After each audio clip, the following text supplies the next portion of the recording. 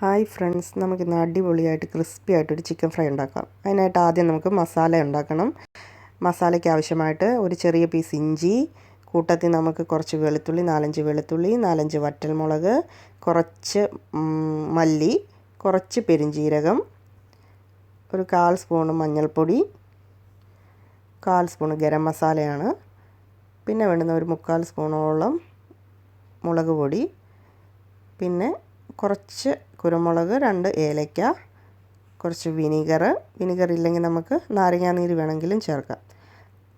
ഇതിൻ്റെ കൂടെ നമുക്ക് നല്ലതായിട്ട് ആവശ്യത്തിനുള്ള ഉപ്പും ചേർത്ത് നമുക്കൊരു മസാല ഉണ്ടാക്കാം. മസാല നമുക്ക് ചിക്കനിലോട്ട് ഇടാം.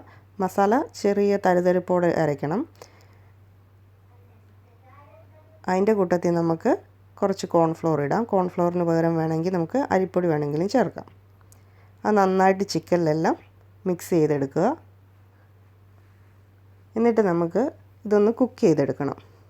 ഓയിലൊന്നും ഒഴിക്കേണ്ട ആവശ്യമില്ല. നമുക്കിപ്പോൾ ഫസ്റ്റ് കുക്ക് ചെയ്യുമ്പം നമ്മളത് ഏതെങ്കിലും ഒരു പാത്രത്തിലോട്ട് അത് കുറച്ച് ചെറിയ തീയിലിട്ട് നമ്മളതൊന്ന് കുക്ക് ചെയ്തെടുക്കുക. ഇടയ്ക്ക് വെള്ളം ഉണ്ടോ എന്ന് നമ്മളൊന്ന് ഓപ്പൺ ചെയ്ത് നോക്കുക. ഒരു 10-15 മിനിറ്റിനുള്ളിൽ നമുക്ക് നമ്മുടെ ചിക്കൻ ഒരു 3/4 ഭാഗത്തോളം വെന്ത് കിട്ടും. എന്നിട്ട് നമുക്കൊരു ഫ്രൈങ് പാനിലോട്ട് കുറച്ച് ഓയിൽ ഒഴിക്കുക. ഓയിൽ ഒഴിച്ചതിന് ശേഷം വളരെ കുറച്ച് ഓയിൽ മതി. ഒരു ചെറിയ സ്പൂണിന് 2 സ്പൂണോളം ഓയിൽ മതിയാവും. എന്നിട്ട് ചിക്കൻ നമുക്കൊന്ന് ഷാലോ ഫ്രൈ ചെയ്തെടുക്കാം.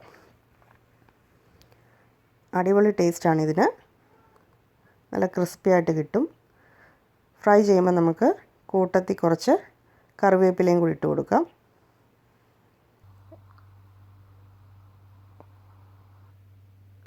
എന്നിട്ട് നമ്മൾ തിരിച്ചും മറിച്ചും അതിട്ട് ഫ്രൈ ചെയ്തെടുക്കണം.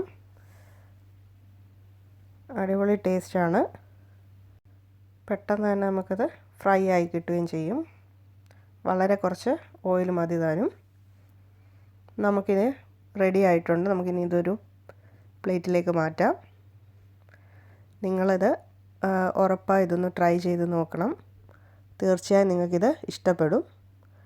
ആ കറിവേപ്പിലയുടെ ഫ്ലേവറൊക്കെ കിട്ടും.